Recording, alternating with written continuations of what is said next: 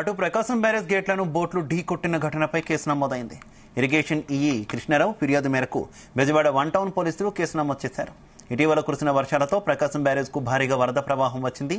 ఈ ప్రవాహంలో కొట్టుకొచ్చిన బోట్లు బ్యారేజ్ గేట్లను బలంగా ఢీకొట్టాయి. దీంతో బ్యారేజీ 67, 68 గేట్లు దెబ్బతిన్నాయి. బ్యారేజీ గేట్లను బోట్లు ఢీకొట్టడంతో పలు అనుమానాలు వ్యక్తమవుతున్నాయి. ఒకేసారి 4 పడవలు కొట్టుకురావడంపై కుట్ర ఉందనే కోణంలో చర్చ సాగుతోంది. ఈ ఘటనను ప్రభుత్వం సీరియస్ గా తీసుకుంది. పోలీసులకు ఫిర్యాదు చేయాలని ఇరిగేషన్ శాఖను ఆదేశించింది. దీంతో ప్రకాశం బ్యారేజ్ గేట్లను బోట్లు ఢీకొట్టిన ఘటనపై బెజవాడ వన్ టౌన్ పోలీసులకు ఇరిగేషన్ ఈఈ కృష్ణారావు ఫిర్యాదు చేశారు. ఘటనపై విచారణ జరపాలని కోరారు. ఈ మేరకు పోలీసులు కేసుతో పాటు ఎఫ్ఐఆర్ కూడా నమోదు చేశారు.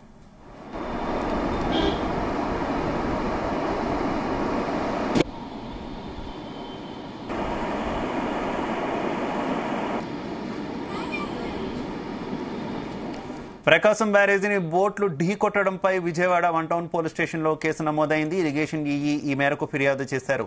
ఇక ప్రకాశం బ్యారేజీకి పూర్తి స్థాయిలో వరద కంటిన్యూ అవుతున్నటువంటి సిచ్యువేషన్లో దాదాపుగా 4 బోట్లు ఒకేసారి ఢీకొట్టడంపై పలు అనుమానాలు వ్యక్తమయ్యాయి. ఈ నేపథ్యంలోనే ప్రభుత్వం కూడా రంగంలోకి దిగింది. ప్రస్తుతం కేసు అయితే నమోదైనటువంటి పరిస్థితి. ఇక ఇదే విషయానికి సంబంధించి మరింత సమాచారం మా కరెస్పాండెంట్ నాగేశ్వరరావు అందిస్తారు. నాగేశ్వరరావు, ఆంధ్రప్రదేశ్ రాష్ట్రంలో 3 రోజుల పాటు ఉత్కంఠం సాగిన ఘటనపై ఆ పోలీసులు అయితే దర్యాప్తు ప్రారంభించారనుకోవచ్చు. ఏదైతే కృష్ణా నదికి సంబంధించి పూర్తి కూడా ఆ వరద వచ్చిన నేపథ్యంలో వరద దాటికి దాదాపుగా 11 లక్షల క్యూసెక్ల వరద నీరు కృష్ణా నదికి వచ్చి చేరింది. ఈ 11 లక్షల క్యూసెక్ల వరద నీరు వచ్చిన సమయానికి ఆ నీటి ఫోర్స్ కి అయితే 4 పడవలు వచ్చి ఆ ప్రకాశం బ్యారేజీ గేట్లని తాకిన విషయం అందరికీ తెలిసిందే. ఈ తాకిన నేపథ్యంలో కూడా రాష్ట్ర వ్యాప్తంగా కూడా ఒకంత టెన్షన్ వాతావరణం నెలకొంది. దీనిపై రాష్ట్ర ముఖ్యమంత్రిని దేశ ప్రధాని ఎవరైతే ఉన్నారో నరేంద్ర మోడీ గాని, హోమ్ మినిస్టర్ అమిత్ షా గాని ఇద్దరు కూడా ఆరా తీసిన పరిస్థితి ఉంది ఆ ప్రకాశం బ్యారేజీకి డ్యామ్ గురించి. అయితే ఈ నేపథ్యంలో 3-4 రోజుల పాటు ఉత్కంఠ నెలకొల్పిన ఆ ప్రకాశం బ్యారేజీ గురించి ఎవరైతే ఈ బ్యారేజీకి సంబంధించిన డ్యాముల్లో నిష్ఠాతుడైన కన్నయ్య నాయుడిని పిలిపించి ఆయనకు చూపించిన తర్వాత ఆ డ్యామ్ కి ఏమీ ప్రమాదం లేదని ఆయన చెప్పిన తర్వాత అందరూ కూడా ఊపిరి పీల్చుకున్న పరిస్థితి అయితే ఉంది. ముఖ్యంగా ఈ ఘటనకు సంబంధించి కూడా ఏదైతే వరద ఉధృతి తగ్గింది. ప్రస్తుతం దాదాపుగా 1,00,000 క్యూసెక్కుల లోపు వరద నీరు వచ్చి చేరుతుంది. ఈ నేపథ్యంలోనే ఆ పడవలను కూడా బయటికి తీసే ప్రయత్నం చేస్తా ఉన్నారు. ఏదైతే వెయిట్ లాగేజ్ కి సంబంధించింది కూడా నిన్న కార్మికుల చేత బయటికి లాగించిన పరిస్థితి అయితే ఉంది. ఆ గేటుని ఇప్పుడు శుభ్రం చేసి పూర్తి స్థాయిలో గేటుని బాగు చేసే ప్రయత్నాలు కూడా మొదలయ్యాయి దీంట్లో నిష్ఠాంజితులైన కన్నయ్య నాయుడు దగ్గర నుంచి. అయితే ఈ నేపథ్యంలోనే ఓ ఆసక్తి ఘటన చోటు చేసుకుంది. ఏదైతే ప్రకాశం బ్యారేజీకి సంబంధించి 4 బోట్లు వచ్చి ప్రకాశం బ్యారేజీ డ్యామును ఢీకొట్టిన ఘటనలో 4 పడవలకు సంబంధించిన ఆ యజమానులపై కూడా కేసు నమోదైంది. ఈ కేసుకు సంబంధించి కూడా ఆ పోలీసులు దర్యాప్తు ప్రారంభించిన ఘటన అయితే చోటు చేసుకుంది. ముఖ్యంగా ప్రకాశం బ్యారేజీ గేట్లను పడవలు ఢీకొట్టిన ఘటనపై ఆ ఇరిగేషన్ అధికారులు వన్ టౌన్ పోలీసులకు ఫిర్యాదు చేశారు. ఈ ఫిర్యాదు చేసే నేపథ్యంలో ఫిర్యాదు చేసిన ఆ ఇరిగేషన్ డిపార్ట్మెంట్ వాళ్ళ ఫిర్యాదులు తీసుకొని కూడా పోలీసులు కేసు నమోదు చేసుకొని విచారణ కూడా చేపట్టుతున్న పరిస్థితి అయితే ఉంది. ముఖ్యంగా 4 మరపడవలు ఢీకొట్టడం వెనుక ఆ కుట్ర కోణం ఉందేమోనని ఇరిగేషన్ అధికారులు ఫిర్యాదు చేశారు.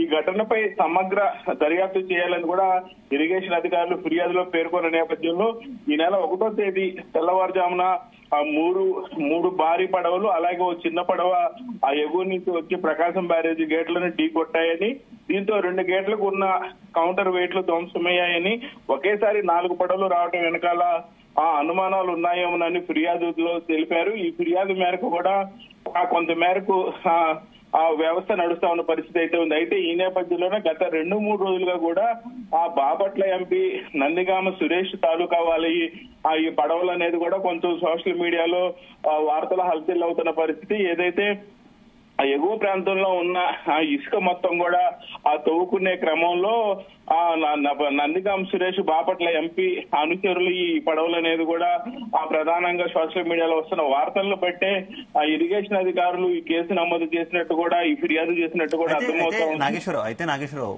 బోట్లకు సంబంధించి పడవలకు సంబంధించి ప్రతి ఒక్కదానికి కూడా ప్రభుత్వం నుంచి ఒక నెంబర్ అనేది ఇస్తారనేది తెలుస్తున్నటువంటి విషయం. ఏంటి ఈ బోట్లు ఎక్కడవి, ఆ కనీసం వాటి యజమానులు ఎవరన్నది ఇప్పటివరకు కూడా ప్రభుత్వం గుర్తించలేదా?